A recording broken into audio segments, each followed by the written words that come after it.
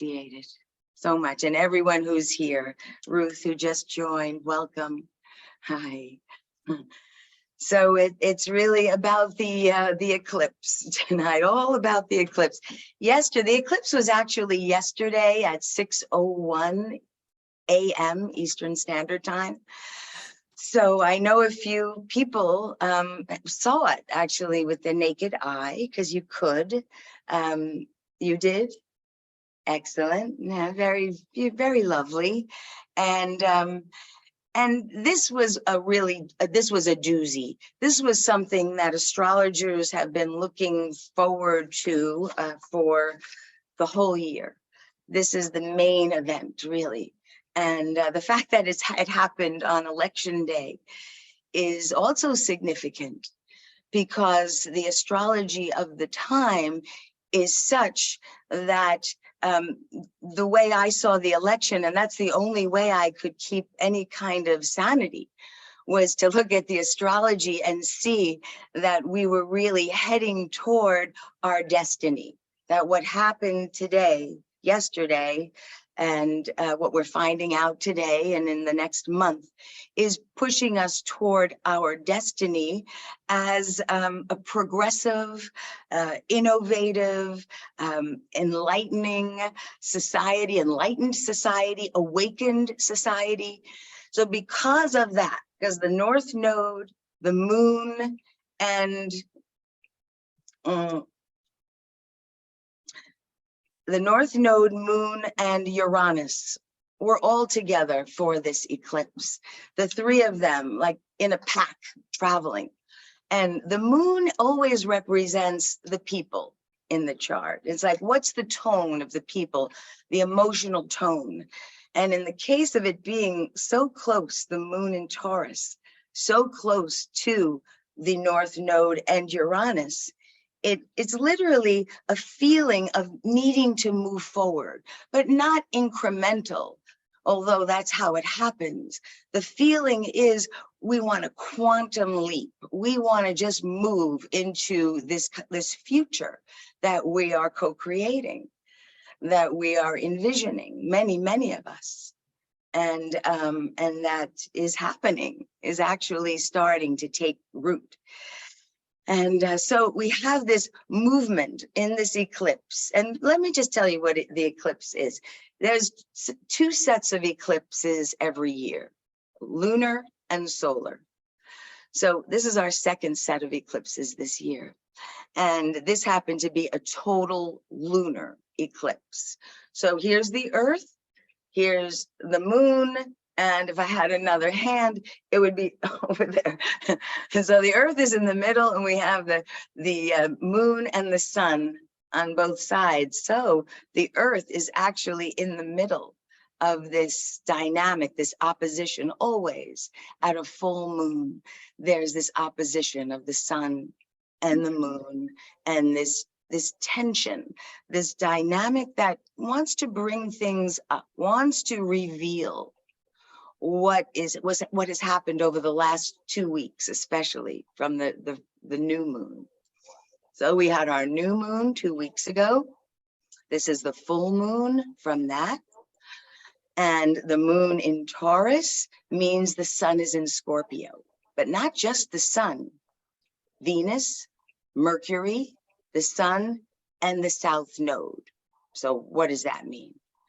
Well, we have our personal planets, our mind, our mental activity is Mercury, and we have Venus, the way we love, the way we give and receive, what we value, how we love, and then the sun, which illuminates the whole thing. It shines a light on this whole dynamic of Scorpio, which is going deep, going into the underworld. The South Node is where we're coming from. It's the energy that we are transforming.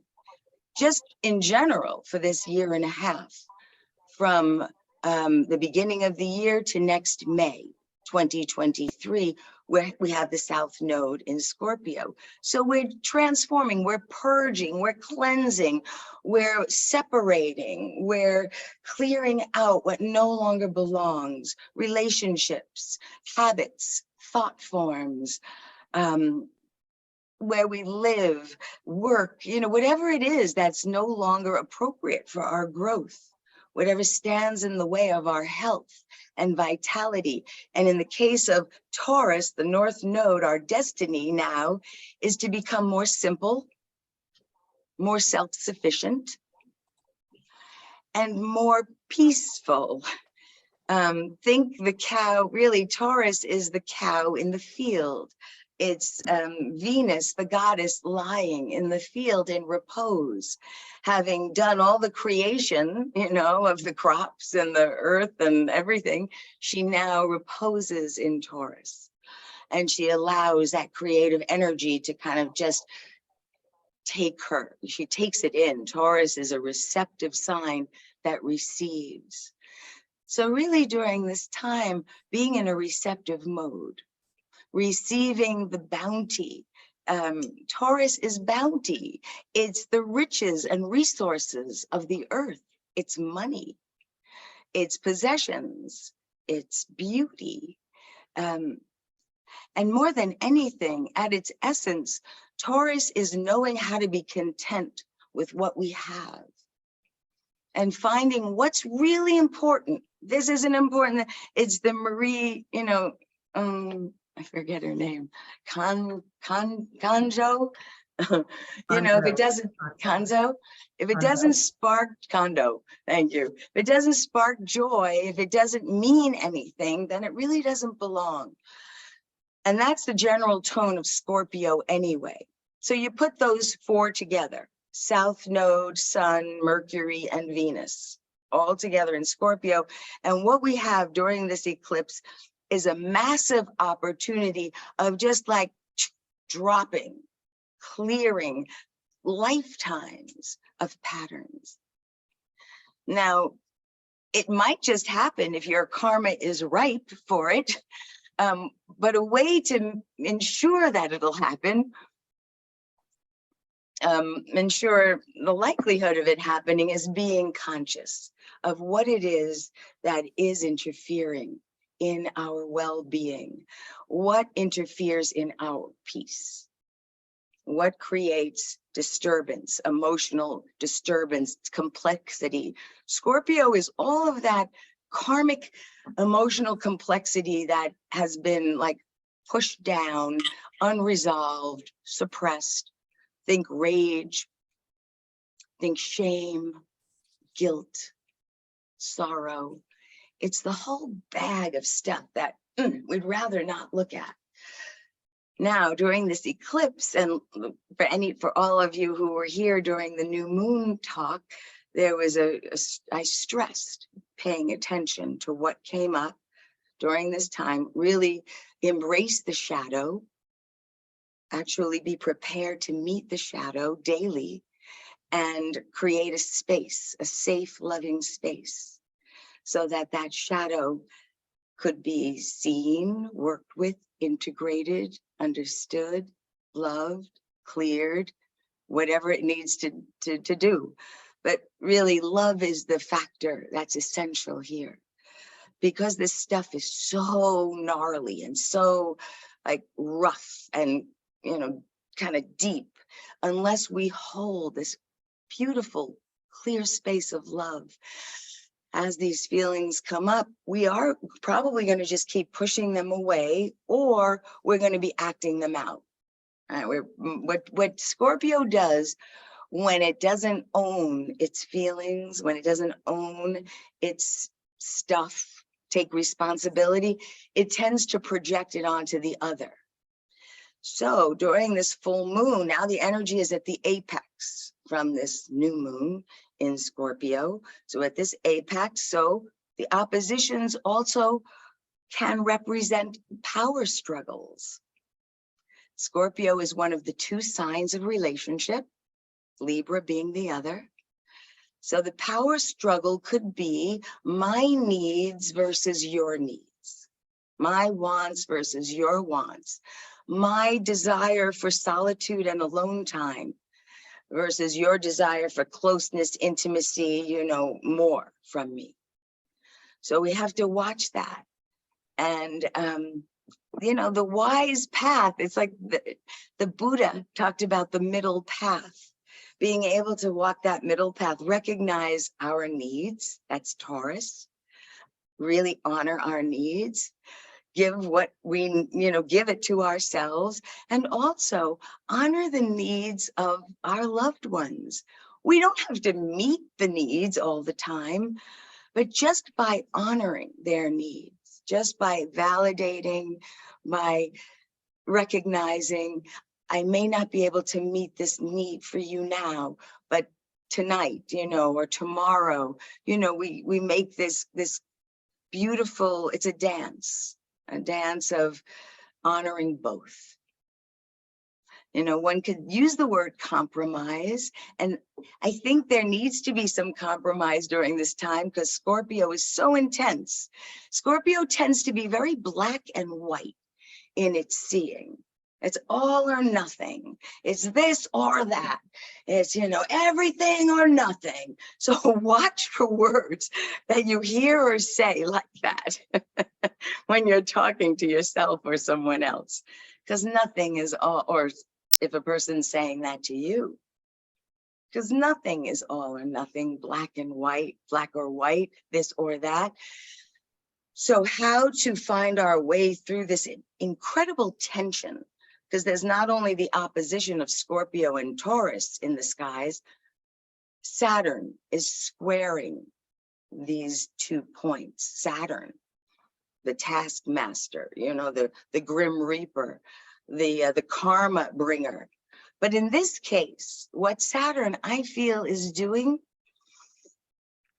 it is creating pressure for us to create structures that can actually embody the Aquarian age, that can actually embody the principles of equality, humanitarianism, wanting freedom for all, enough for all.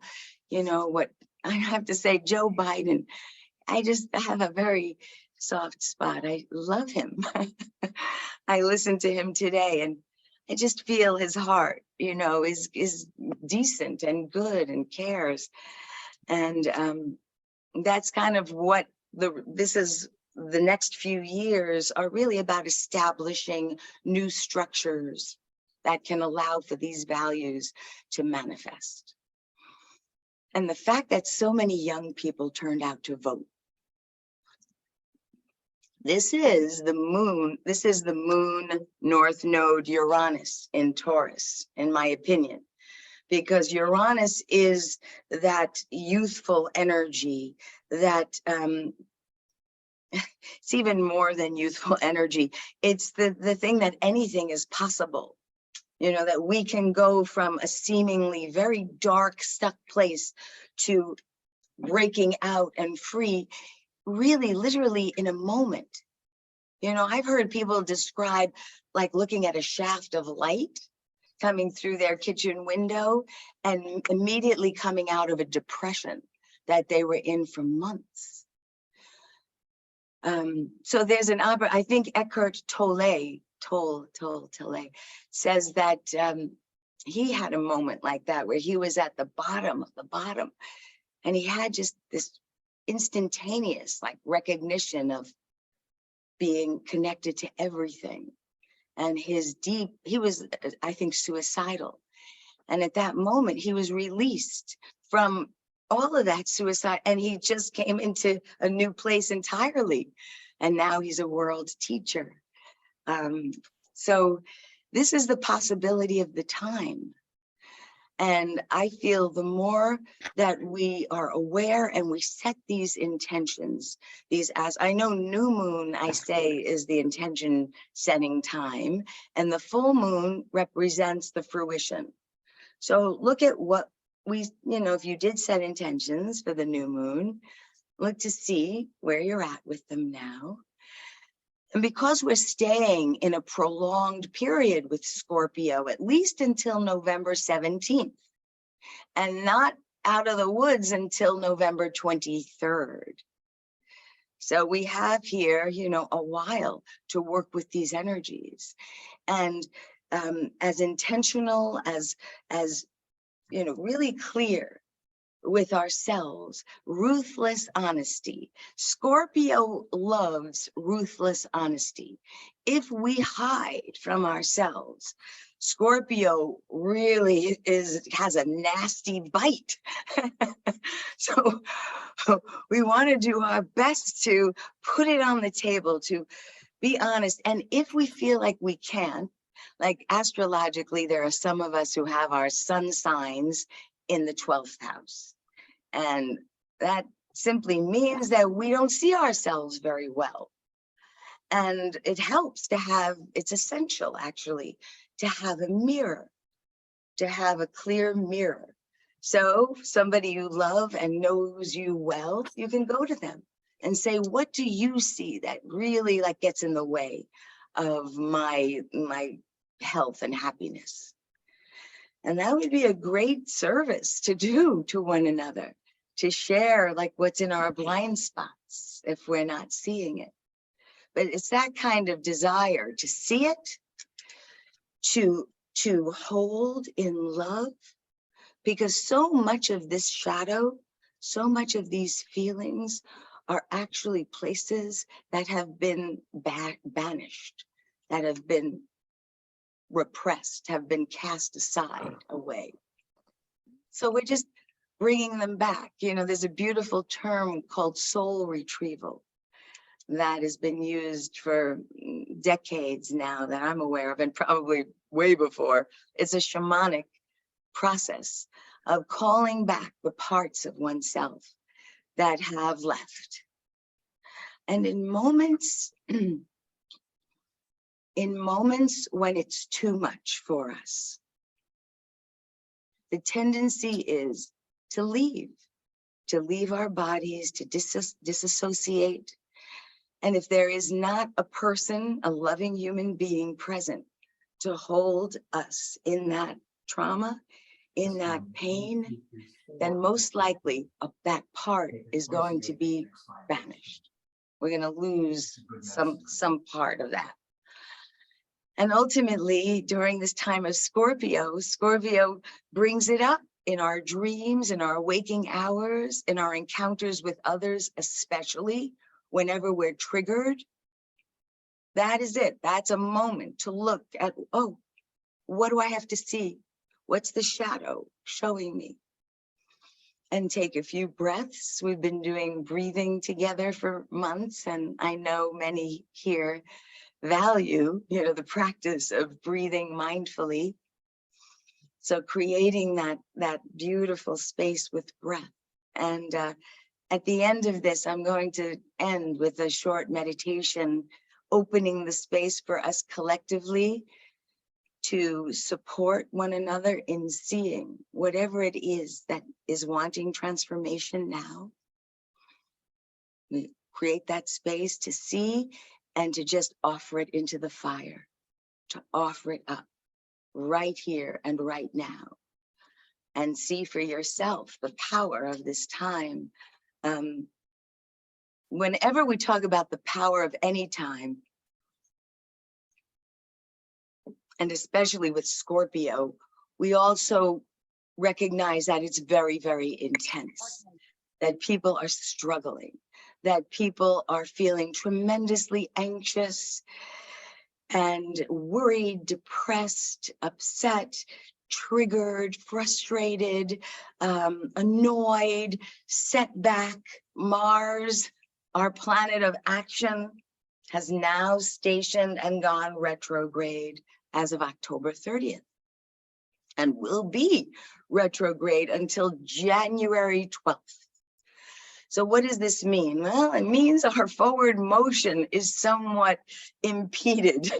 Our projects, our the things we want to get done. Well, the Mars retrogrades in Gemini says, look within. The action is turning within and looking at our thoughts. The thoughts that create feelings, that create patterns, that create entrenched, conditioned, set ways. All of that is now under scrutiny and can be transformed by the power of this T-square, of this fixed T-square. So we talk about, oh gosh, there's so much pressure, there's so much fixity, this one against this one, this side against this side, this part of ourselves against this part of ourselves. So what's the way out of a fixed T-square? It's like a three-legged table that needs the fourth leg to balance it. And the fourth leg turns out to be the sign of Leo.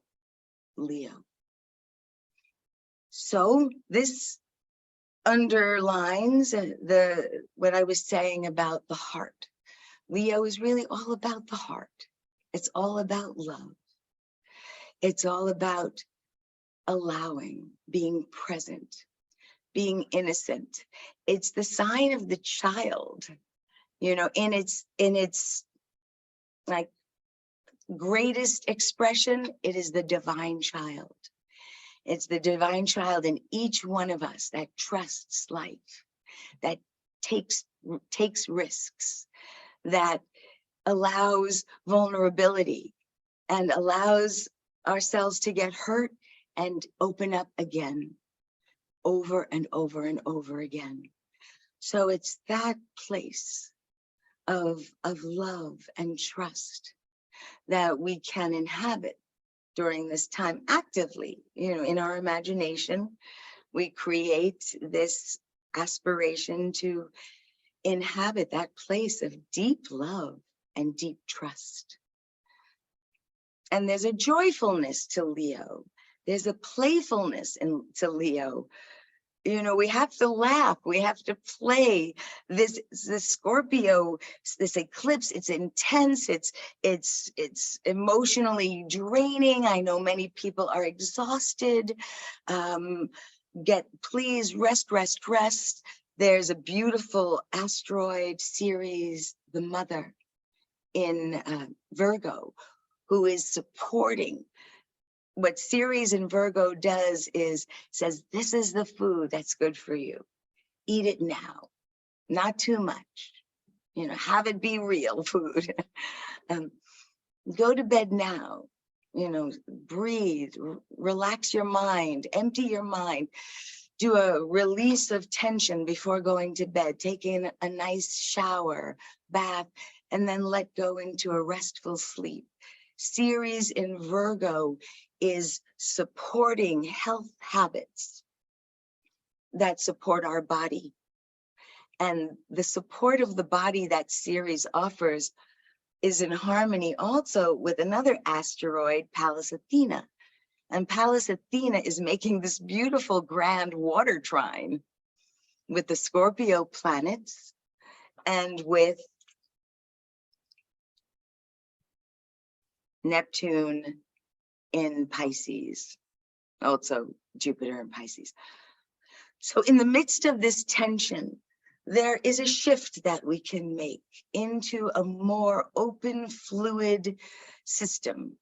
And that's represented by this water, the grand water trine.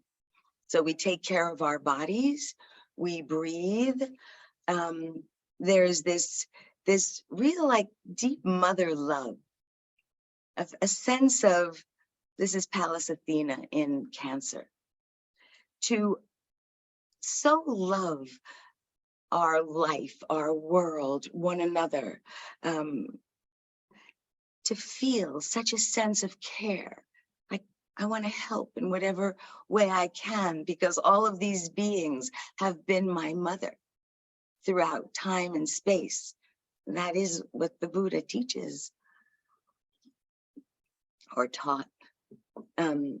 So if we view all beings as having been our mother, and let's just imagine a good mother, maybe not necessarily the mother we've had in this life, a good mother, a loving mother, a caring mother, a concerned mother, a mother who actually puts her own needs aside for her child, most of the time, as much as she can, until the child can take care of themselves.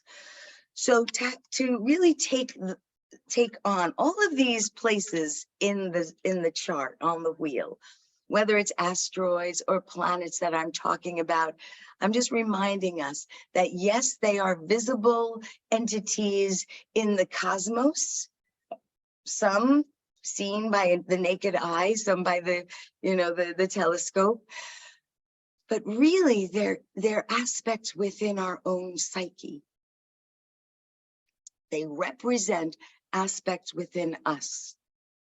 So when these asteroids, planets make these alignments and bring that energy to the fore, it makes it easier for us to connect to those energies and create this mother love, first and foremost, with ourselves.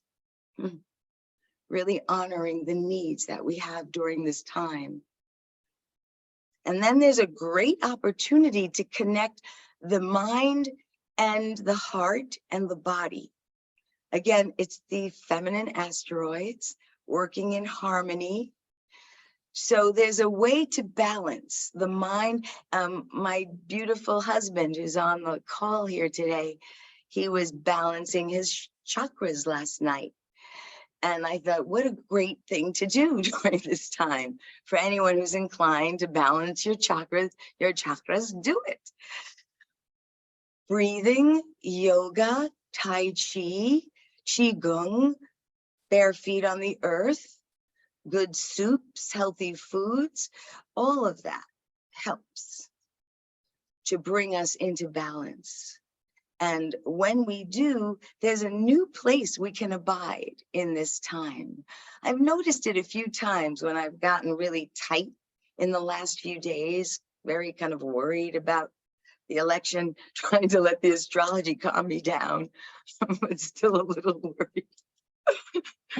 And there was a moment of choice that I realized.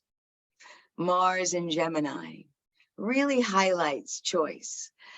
And I thought, I could stay in this anxious state where I find it hard to breathe and hard to just be, or I can make a different choice. And I chose to call on Tara, to just call for help, to breathe, to go outside, to take our little puppy out for a walk. And within minutes, I was in a completely different place entirely.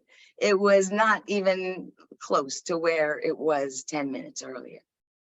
So this is what eclipses do. They create portals. They create doorways for us to get from one place to another with more ease. But before it happens, there's so much pressure, it's almost unbearable. So to answer your question, Barb, the fact that we've had this eclipse and the fact that the election results, are very promising, at least to, me and those of us on the line who ascribe to this, what I ascribe to, we all should be feeling more relaxed today, relieved. And in the next few days, that pressure should be, getting less. However, it won't be until November 23rd that this Scorpio cycle will be ended. This particular planetary Scorpio, we still have the South Node in Scorpio until next, I believe it's next May or July. Next July. So on November 23rd, and that's the new moon in Sagittarius, Venus, Mercury, Sun, and Moon will all be in Sagittarius, where, they were all in Scorpio. They've all been in Scorpio. So we really have a shift of a complete climate shift. Think of Scorpio as dark, damp, stagnant water. You have to go through this kind of stagnant water, like the lotus has to really come out of that mud in order to bloom. And that's what Scorpio, it's like the mud, the emotional muck and mire that we have to clarify. The beauty is that out of that comes the phoenix, comes a new being, a new way of being. So identify in your life where that new way of being is wanting to manifest. If any of you want to contact me and I could see in your chart where it is, that's helpful. But you may already know where the pressure is on to really change and break free. Right? This is the last square of Saturn and Uranus for a while. It's been a 2-year process. This is it. We're meant to break free from something, from some past thing that's kept us back, that's held us down. And once we do that, or as we do that, I think there's more and more this abiding. We're going to experience this new climate, which is represented by Sagittarius. November 3rd is the beginning of the Sagittarius season. And Sagittarius is as different from Scorpio as really night and day. Scorpio is the dark, Sagittarius is the light. Scorpio is the emotion, Sagittarius is the fiery passion, the desire to go and travel and discover, the explorer, the spiritual warrior, the spiritual activist, the one who says, I have a mission here, I have a purpose, my life has meaning, and I am going to play my part in this world that needs me. Sagittarius, the sign of Sagittarius knows that its life has meaning. So after we do the deep dive into the Scorpio swamp, and we clarify what needs to be clarified, and I did mention a few months ago, if a professional counselor, therapist is warranted, please do it, because it can get very, very intense. Once this is over, and we're just looking until really in the 17th of November, Venus will start its movement into Sagittarius. So probably the 17th of November, the goddess will be like basking in the light of Sagittarius, in good humor, with an optimistic attitude. And the day after, Mercury, and then 2 days later, the sun, and then a day later, the moon. So there is light here. It may still feel intense, however, for the next few months. I'm looking at March 2023. There are going to be several planets that are making sign changes. Saturn is changing its sign from Aquarius to Pisces. Goes into water. Mars is changing its sign from the airy, well, Saturn also was in airy Aquarius. Mars is in airy, and still is, until March. Mars in airy Gemini until March, and then it goes into watery Cancer. So we have these two kind of masculine planets going into feminine, the most feminine signs, water. So I like that. That feels good to me. That feels like the movement, the goals, the desires are really compassionate, are more mother-oriented, caring. It's those feminine qualities that then become really more prominent for several years for Saturn, for maybe 6 weeks for Mars. There's one other, Pluto, of course. Pluto changes signs in March as well. Pluto goes from Capricorn, very, very, hard, dense institution, top-down authority, into Aquarius, which is the age that we are tiptoeing into. And we now actually have our toes firmly in. I believe that. I believe we have all of our toes firmly in as of yesterday. So once Pluto goes into Aquarius, then there's really this momentum for transformation and bringing about the Aquarian age. There's a propulsion. Pluto is power. So we have the power to who? To the people, Aquarius. Where Pluto in Capricorn since 2008, Pluto has been in Capricorn. The power has been to who? To the banks, to the corporations of people, Citizens United. You really see the wealthy have garnered so much wealth. But once Pluto goes into Aquarius, it's a whole new ball game. Now the power is invested in the people. So that also gave me a sense of why this election wasn't going to be as terrible as some people had predicted. The last planet I'm going to mention is Jupiter. Jupiter is retrograde now. It does go direct on the same day of the new moon in Sagittarius. All the planets will be in Sagittarius. Jupiter is the ruler of Sagittarius, and Jupiter goes direct the day that all these beautiful Sagittarian planets come together and say, hooray. So I really see November 23rd with Jupiter going direct. So now we have momentum, we have movement toward what? Growth, towards seeing progress, because that's what Jupiter does. Jupiter shows progress, Jupiter shows growth. So that is a beautiful thing. There's many things to look forward to.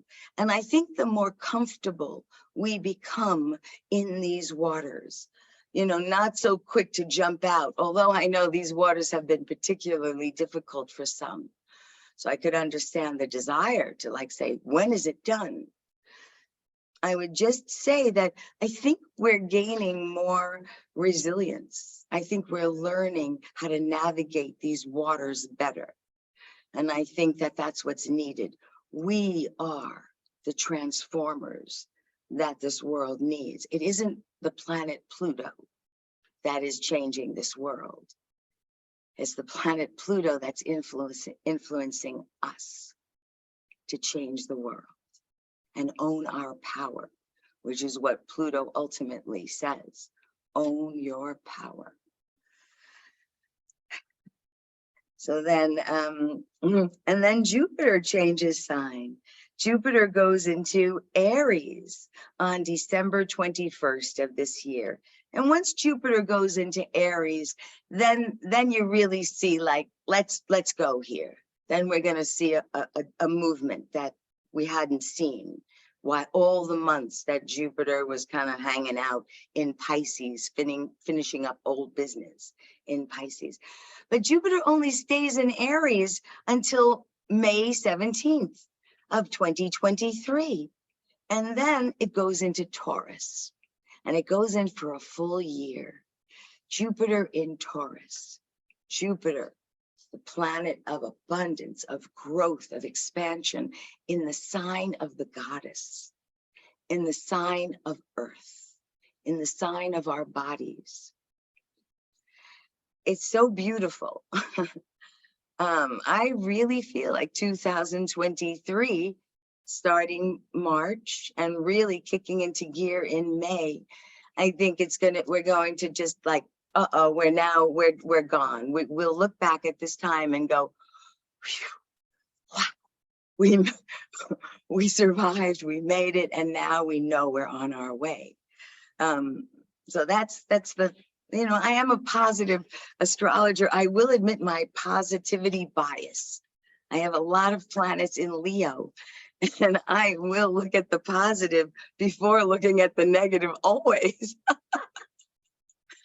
But I do recognize that changing times like this requires a complete breakdown of the old. And that's never pleasant. That's never enjoyable. Even the things that need to break down, there can be grief right? Things that we lose, people, things. I know a beautiful young woman who lost her boots and her shoes, her beautiful boots and shoes. She only had 3 pair and she lost 2 pair. Somebody stole them outside of her apartment in New York City. And that's the energy of Scorpio, which tends to take away, which says, you don't need this, you don't need that, you don't really need this. You only need 1 pair, right? And it can feel scathing.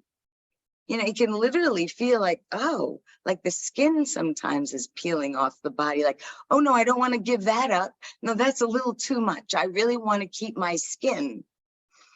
But according to the Inanna myth, you know, she actually had to put her skin on the hook, like her sister did. So there is a certain amount of surrender, release, letting go that has to happen that can be difficult. So I want to honor that.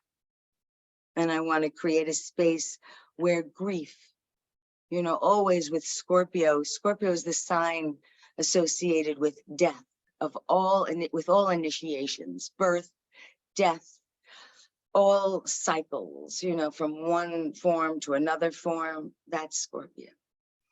So there's, you know, deaths that are happening, and we may need to grieve those deaths. So this is where the grand water trine comes in. We go into water, we go into a bath or a shower, and we let the tears just go. We let it go. We don't hold on. And that is the tendency with this, you know, T-square, fixed T-square, to hold on, hold on, hold on. Don't do it. Let it go. So without further ado, why don't we do that? I'm going to facilitate for just the next 5-10 minutes, a space for us to practice. And maybe you've been practicing because we've been doing this for a while. This is a practice that I feel is like a necessity of life, you know, to learn to let go. And also the planet Uranus in the mix of this eclipse brings about the unexpected, brings about the shocking. So there may have been things, people, situations that were shocking, that were unexpected, that were unnerving, that may have felt destabilizing. And that's part of the process to, you know, break down, you know, the rigidity that we all have in terms of even our identity, in terms of who we think we are. We're a story that we tell ourselves. That's it. I have a beautiful writing teacher. She addresses us in her emails as dear waves. Waves. Because that's how she sees us, and that's how we are. We're waves, you know, just interweaving, you know, interlapping with one another. So even at this time, to play with letting go of our stories, the stories of who we think we are, and suspend them and allow another reality to come in. We may be very surprised at what we find. So be adventurous. Uranus, who the planet I feel is ruled by Prometheus, really, the god who brought fire to humans. Thank you, thank you, thank you. And Prometheus took a great risk by bringing fire to humans. He suffered a long time because of it. So he wants us to use the fire and take risks. Really go for it, you know, break out in ways, do unexpected things. If you never dance, dance. If you never go to a state park, go to a state park. If you never invite neighbors over, invite neighbors over. Try something new and different. And you may find yourself being highly rewarded for it. Okay, so that's the astrology. And now For any of us who would like to close eyes, I feel it helps in terms of visualization, but it is not a necessity if you don't want to. The most important thing in this meditation is creating, this is a meditation for creating our place of safety. So we're going to start by creating a safe space in our mind. So let's take a few breaths together.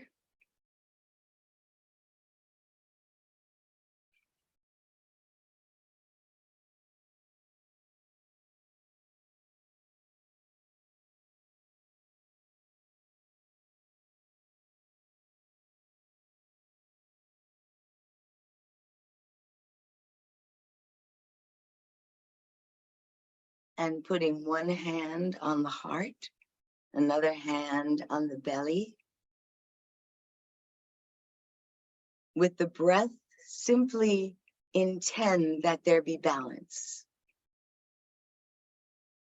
Mind, body, emotions, spirit, all in balance.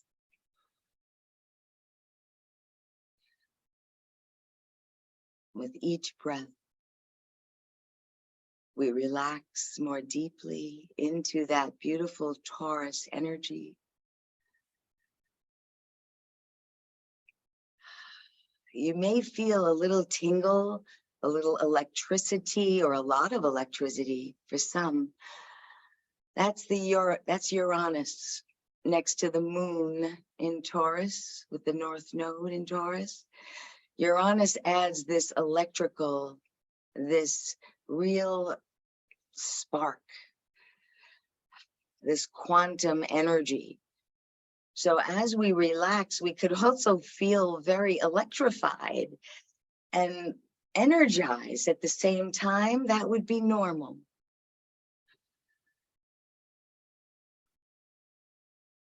Most important, however we feel, that we accept it and we let it be exactly what it is, without judgment.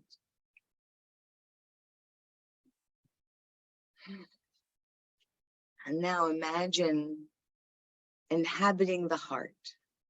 So just bring the awareness right deep into our heart center.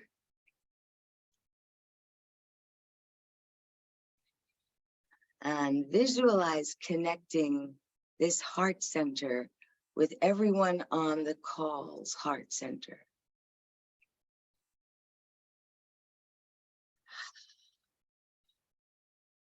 So our heart center connected to each one, and when each one's heart center here, just has it get bigger and bigger and bigger.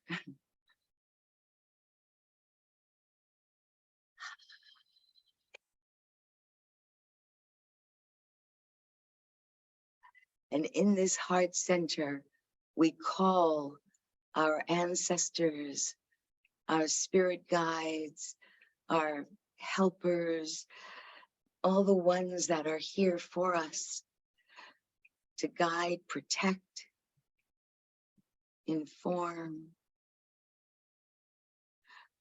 We invite them here into this space to protect and to create the safety with us. We invite the earth and the heavens to create the safety with us. And we invite anyone we know, who we love, who loves us in our mind's eye, to share that space of safety with us.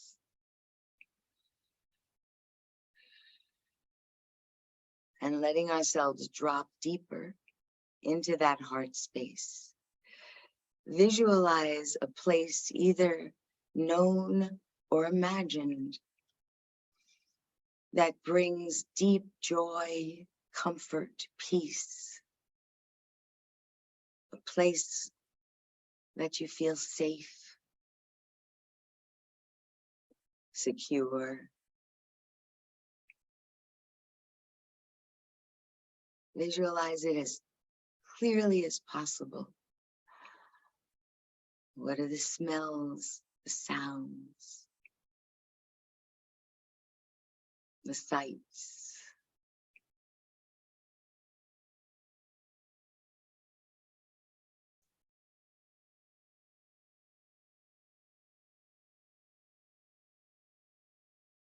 What do you taste being there?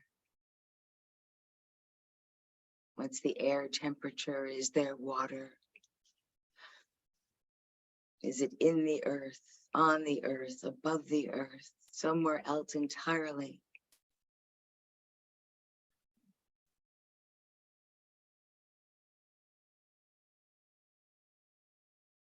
And in this space, you have everything, we have everything we need.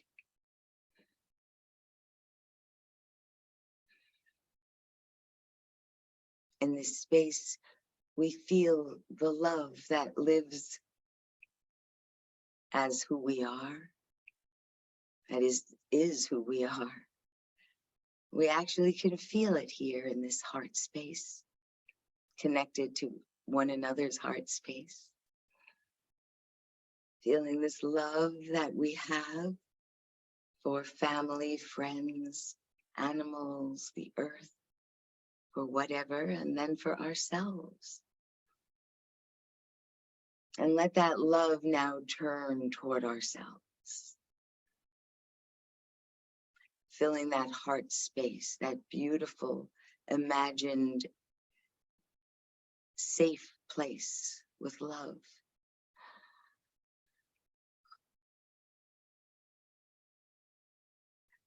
Communicating clearly that whatever feelings emerge, whatever feelings arise, inviting the shadow, whatever feelings arise, there is this space that can hold, that can literally hold whatever it is that comes up.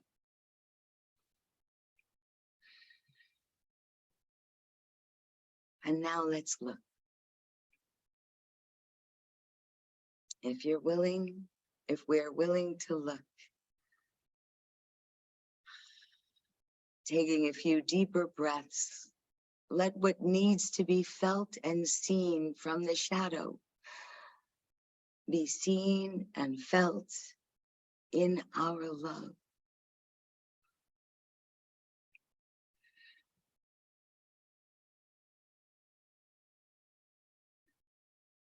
We may notice something physically, a sensation in the back of our heads, our chest, our stomach, our legs, something to indicate that something is arising.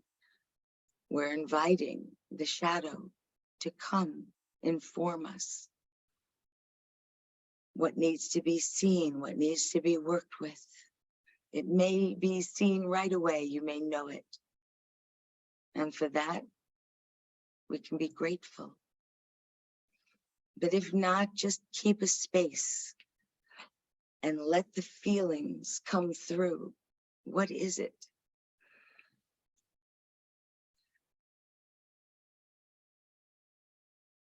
And we communicate, you are welcome here.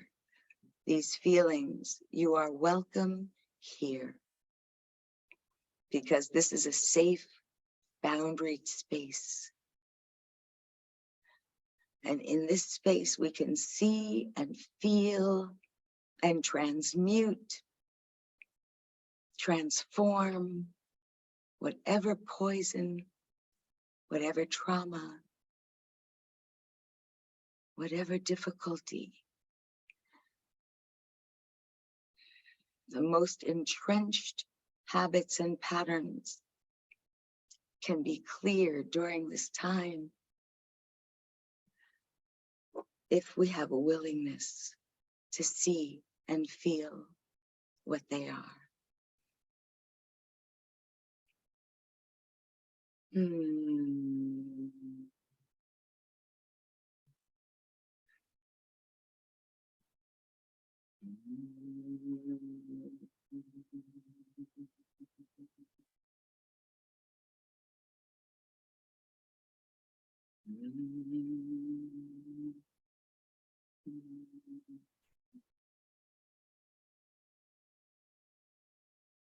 And whatever revealed itself, whether it was a whisper or a full-blown understanding, we can be thankful.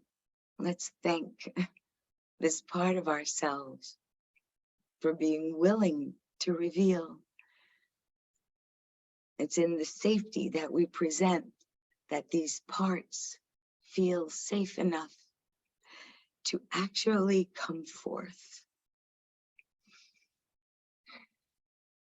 So this is a circle of hearts connected that just is from now on in the Akashic records.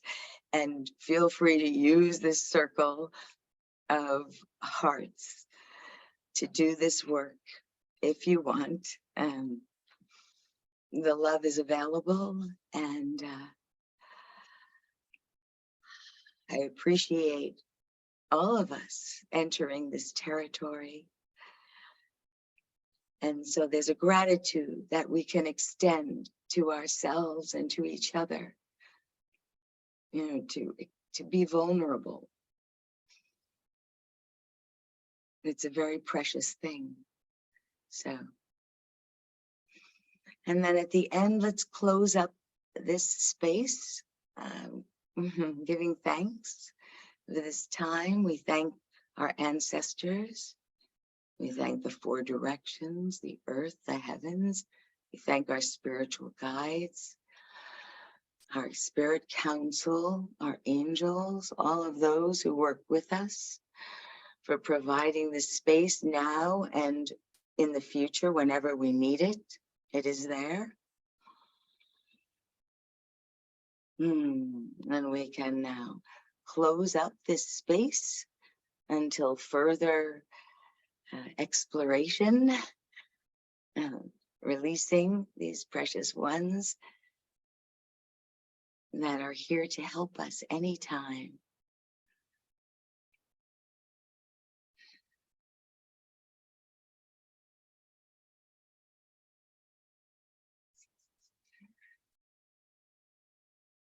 Releasing the directions.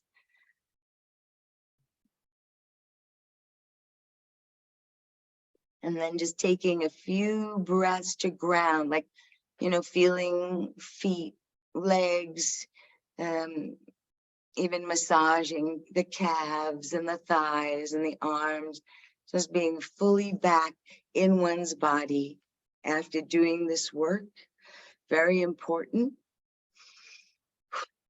Really even rolling the shoulders a few times, just like, because now we're stepping into this moment fresh and clear, not bringing necessarily any of the residue from that, just whatever freedom comes from that. So I want to thank you all. I don't know if anyone has a word, a pressing word to say at the end. I like to give an opportunity for anyone, if